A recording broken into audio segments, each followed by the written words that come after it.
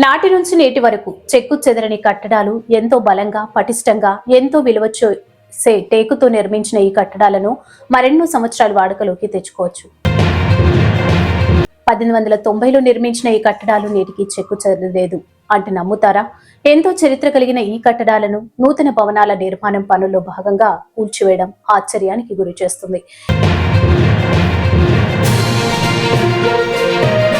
నెల్లూరు జిల్లా ఉదయగిరి పట్టణంలో బ్రిటిష్ పాలనలో నిర్మించిన ప్రభుత్వ ఆసుపత్రి నేటికి చెక్కు చెదరలేదు.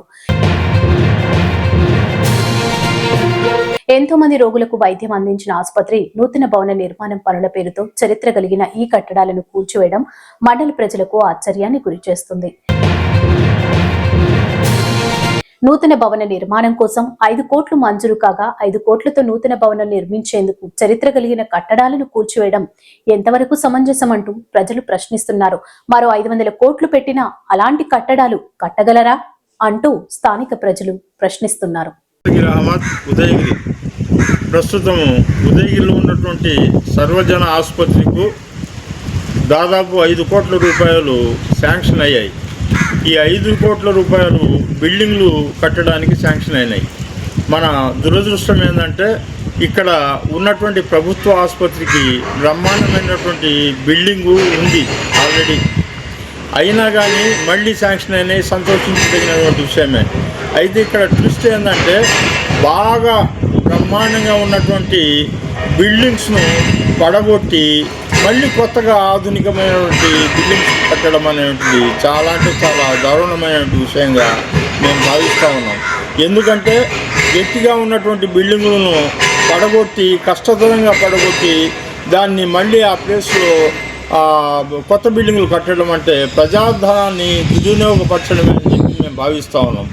అసలు ఉదయగిరి వాసులకు కావాల్సినటువంటి సదుపాయాలు ఇక్కడ డయాలసిస్ కేంద్రం ఒకటి శాంక్షన్ అయింది.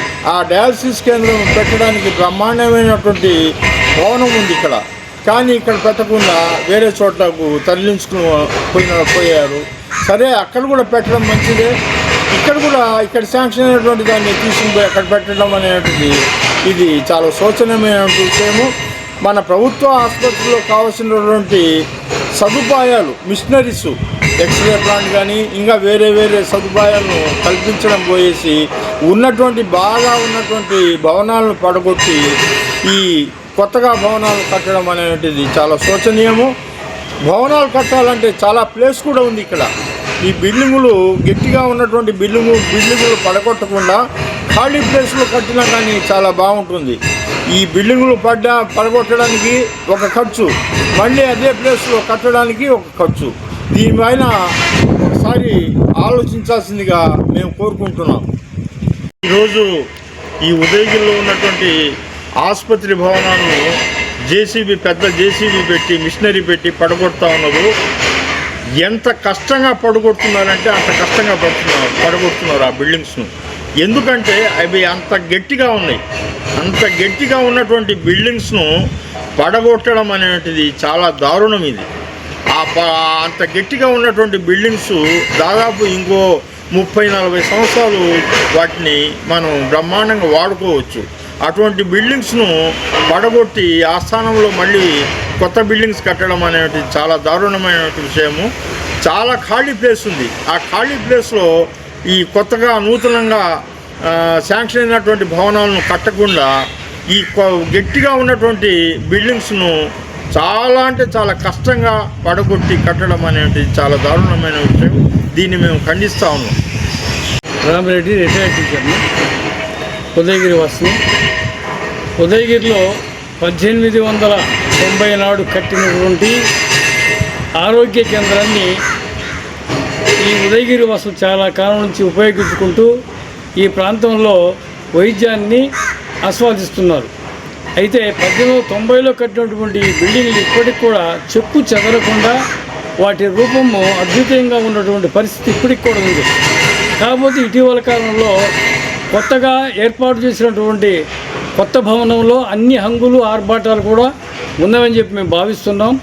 కానీ ఈ కొత్త భవనంలో ఉండేటువంటి వైద్యానికి సంబంధించినటువంటి అన్ని ఎక్విప్మెంట్ మిషనరీస్ కానీ సమృద్ధిగా ఉంచగలిగితే ప్రభుత్వము ఇక్కడ కొత్త బిల్డింగ్లు కట్టాల్సిన అవసరం లేదని చెప్పి మేము భావిస్తున్నాం.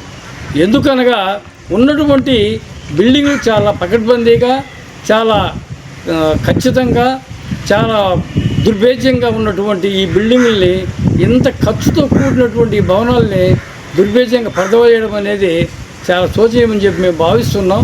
కాబట్టి ఇప్పటికైనా ఉండబడేటువంటి సర్వజన హాస్పిటల్కి కావాల్సినటువంటి ఎక్విప్మెంట్ అన్నీ కూడా సమకూర్చి ఈ 5 కోట్ల రూపాయలని దుర్యోగం చేయకుండా ఈ కార్యక్రమాన్ని మీరు ఇప్పటికైనా ప్రభుత్వము ఈ వైద్యాన్ని ప్రజలకందరికీ అందిస్తారని చెప్పి నేను భావిస్తూ, ఇప్పటికైనా ఈ బిల్డింగుల్ని వదిలేయకుండా ఉన్నటువంటి బిల్డింగుల్ని రిపేర్లు చేసి ఉన్నటువంటి ఈ పరిస్థితుల్ని అందరూ ఉపయోగించుకుంటారని చెప్పి ఉదయగిరి వాసులు ముఖ్యంగా ఆలోచించాలని చెప్పి మేము కోరుతున్నాం. గౌరవ ఎమ్మెల్యే గారు కూడా దీని మీద మనసు పెట్టి ఈ హాస్పిటల్ని అభివృద్ధి చేస్తారని చెప్పి మేము భావిస్తున్నాం.